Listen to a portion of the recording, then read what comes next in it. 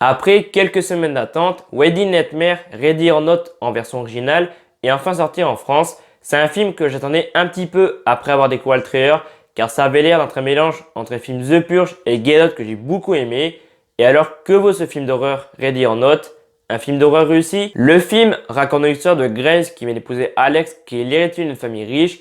Malheureusement, sa nuit de noces ne va pas se passer comme prévu et va très vite tourner au cauchemar puisque sa belle famille veut la tuer suite à une tradition par rapport à un jeu de société. Le film est plutôt sympa, c'est un film d'horreur réussi. Après, pour moi, c'est plus un film comédie d'horreur parce qu'il y a pas mal de moments drôles dans le film, mais je m'attendais exactement à ce que le film soit comme ça, vu ce qu'on voyait dans le trailer, angoissant à certains moments avec quand même une petite touche d'humour et ça fonctionne super bien. Mais évidemment, à chaque fois qu'on voit un film, que ce soit au cinéma, sur Netflix ou pour n'importe quel film, il y a toujours un truc ou deux qui nous déçoivent ou une scène où on se dit ah, ils ont peut-être pu faire ça un peu différemment. Et c'est vrai qu'à la fin de Ready or Not, quand le film s'est fini, j'étais vraiment, c'est vraiment ce que j'ai ressenti. Je me suis dit, ah, certains trucs, ils auraient pu faire ça un peu différemment. Il y a quelques trucs qui m'ont déçu. Donc là, pendant quelques minutes, je vais un peu spoiler le film. Donc pour ceux qui n'ont pas encore vu le film ou qui comptent peut-être aller le voir dans les jours ou dans les semaines qui viennent, je mets un petit timecode ici. Et puis à partir de ce timecode, je parlerai un peu du film sans spoiler. Donc j'espère que vous êtes bien partis. Après, vous pouvez rester. Vraiment, je vous oblige à rien. Si vous voulez rester et savoir un peu certaines scènes par rapport au film, pour peut-être vous donner plus envie encore, peut-être que vous hésitez encore, vous dites, ah, peut-être que ces scènes vont me donner envie. Donc je vais commencer. J'espère que ceux qui veulent pas spoiler sont partis.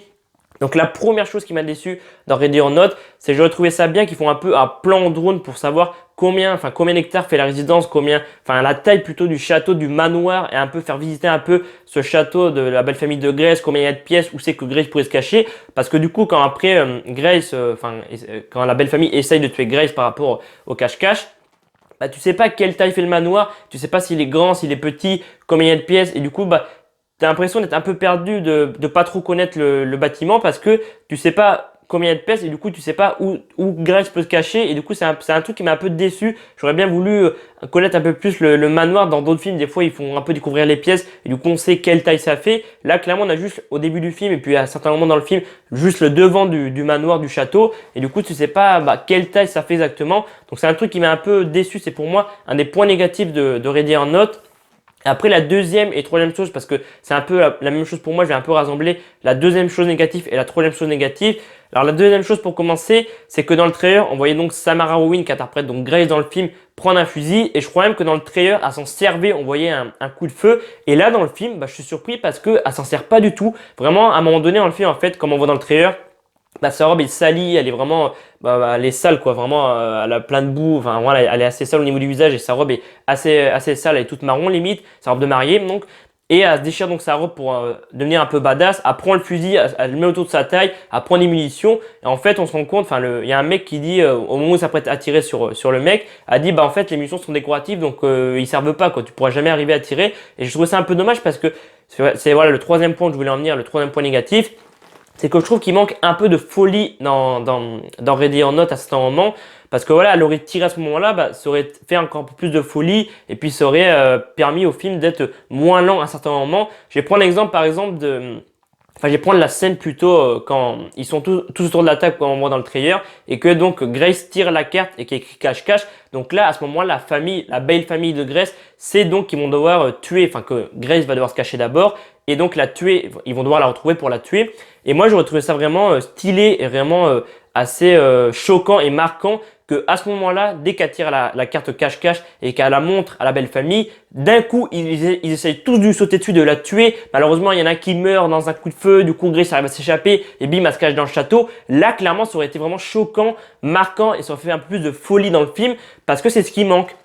Il manque de la folie. Clairement, je pense qu'il serait parti dans ce délire un peu de voilà, dès qu'elle monte la carte, Grace, il lui saute dessus pour essayer de la tuer, sans lui expliquer pourquoi ils veulent la tuer. Là, clairement, je pense que ça aurait été vraiment très marquant et vraiment ça t'aurait choqué. D'un coup, t'aurais été là en mode ok, d'accord, les mecs, c'est des timbris, ils veulent tuer la mariée. Et du coup, même toi, t'aurais pas su pourquoi ils veulent la tuer.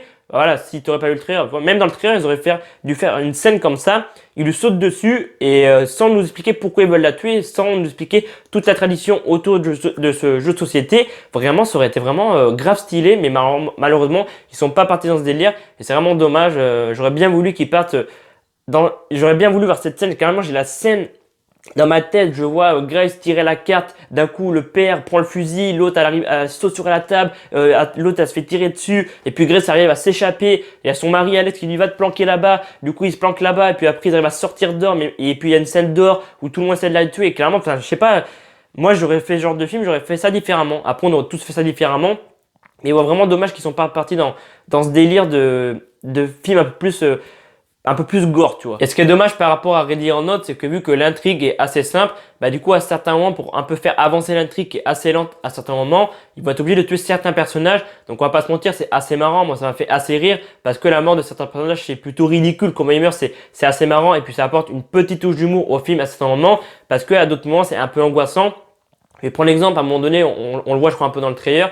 Il y a un moment donné Grace qui marche dans le château, dans le manoir, et puis il n'y a aucun bruit, il n'y a que elle qui marche, et du coup tu te dis à quel moment ils vont arriver, est-ce qu'ils vont arriver à la choper. Donc ouais, franchement c'est plutôt bien, mais je dirais que ces scènes-là, ces moments-là sont un peu là pour, comment dire, camoufler la faiblesse de l'intrigue, parce que tu te dis qu'ils enlèvent toutes ces morts dans le film, bah clairement ils sont juste en train de chercher Grace, essayer de la tuer, donc clairement le film serait pas ouf, mais moi clairement j'aurais réalisé ce film.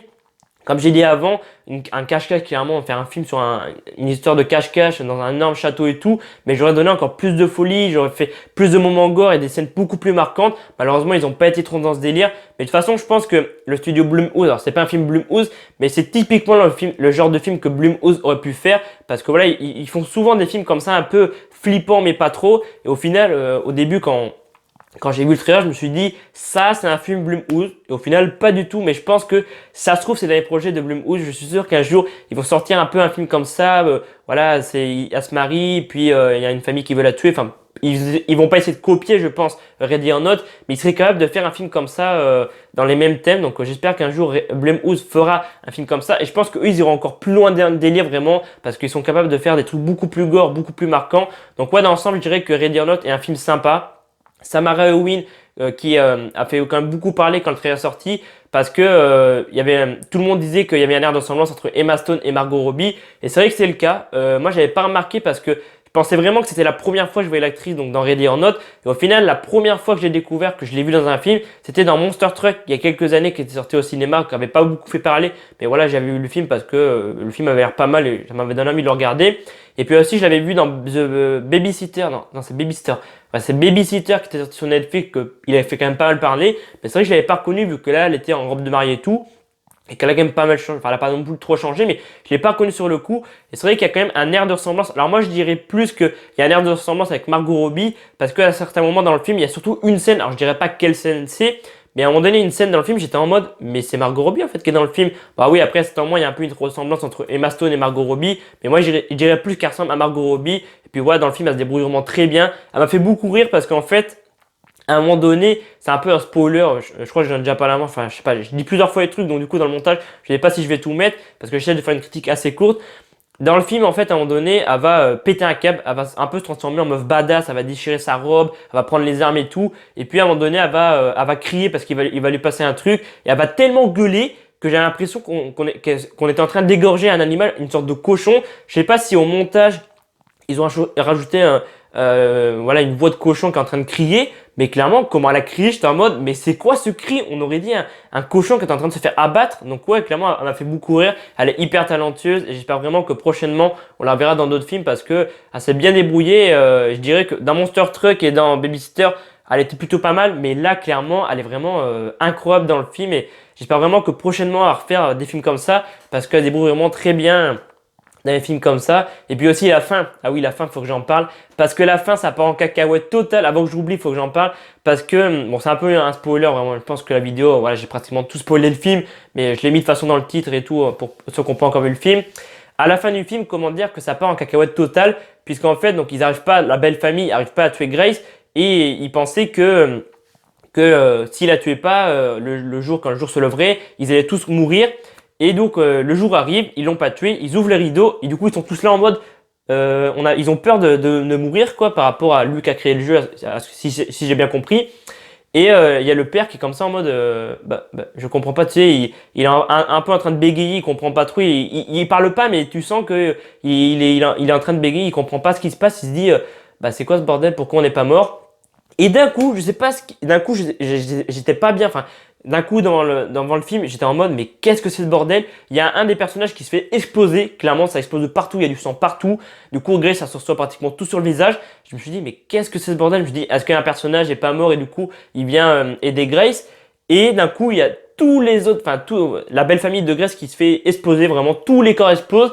Je me suis dit, mais c'est quoi ce bordel? Du coup, Grace, elle est pleine de sang. Il y a du sang partout dans la pièce et tout. C'est un bordel, mais incroyable. Vraiment, la fin est très, très gore. Bon, il y a plus gore que ça. Vraiment, il y a des films que j'ai vus, c'est beaucoup plus gore. Et du coup, il y a son mari, Alex, qui lui dit, oui, mais non, en fait, j'ai pas voulu vraiment te tuer. Du coup, il peut pas me tuer, le mec.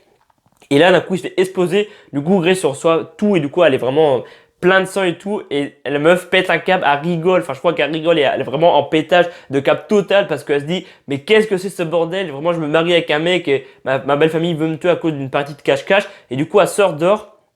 La maison est en feu et elle allume une cigarette, les pompiers arrivent, il y a un pompier qui lui dit est-ce que vous allez bien? Et puis la meuf est en train de se fumer une cigarette en mode tout va bien, ma belle famille vient de mourir, la maison derrière enfin le château est en train de brûler. Mais vraiment la fin, ça m'a fait beaucoup rire. J'étais vraiment, on était quelques-uns dans la salle à rigoler. Et j'étais en mode mais vraiment gros fou rire parce que j'étais là mais c'est quoi ce bordel? Tu vois tout le monde se fasse pas. J'étais en mode mais non mais c'est pas possible. Franchement là, oui là à la fin ils sont vraiment partis dans Putain, j'ai vraiment des larmes de joie en repensant à cette scène parce que vraiment ça m'a plié de rire. Vraiment, je pense que là, à la fin, ils sont vraiment partis d'un truc très gore et c'est vraiment ce qu'ils auraient dû faire pendant tout le film. Et à certains moments, ils ont dû faire des trucs un peu plus gore, plus marquants. Là, clairement, la fin est très marquante. Et je pense que le film, dans quelques semaines, avant qu'il disparaisse des écrans de cinéma, je pense que je vais aller le voir. Et voilà, je mets un note de 14,5 sur 20 à Ready or Not, Wedding Nightmare en version française. Et puis voilà, je vous recommande d'aller voir ce film. Si vous aimez un peu les films comme ça, c'est un peu pour moi, comme j'ai dit en début de vidéo, un mélange entre les films The Purge et Get Out. Voilà, The Purge, c'est un peu... Il tue des personnes avec des masques et là dans le film à un moment donné on parle de masques mais oui mais c'est les années 80 donc c'est beaucoup trop vieux donc on met plus de masques et puis Gadot c'était un peu le mec qui se faisait piéger par sa belle famille aussi et qui voulait qui voulait prendre son cerveau et donc le tuer et là c'est pareil il se fait piéger un peu par sa belle famille dans cette partie de cache-cache. Et ouais, je trouve que c'est un peu un mélange entre les deux et j'espère vraiment qu'un jour on aura un nouveau film comme ça parce que j'ai bien aimé le concept de voilà, la meuf qui se marie, puis voilà, c'est un peu comme Get Out. Et c'est la fin de la vidéo, j'espère que cette critique à vie de Ready or Not vous aura plu. Si c'est le cas, n'hésitez pas à mettre un petit pouce bleu, ça fait toujours plaisir. Dis-moi en commentaire, t'as vu le film, qu'est-ce que t'as aimé dans le film, quelle est pour toi la meilleure scène du film. Et moi je vous dis à dans quelques jours pour la critique, enfin à la semaine prochaine plutôt, pour la critique de Elite saison 2. Il y a aussi ça chapitre 2 qui arrive. Et puis il y a la vidéo bilan comme chaque année, c'est un peu devenu, on va dire, la tradition de la chaîne depuis les 2 dernières années. Donc je vous dis à dans quelques jours pour toutes ces vidéos. C'était Albref, salut.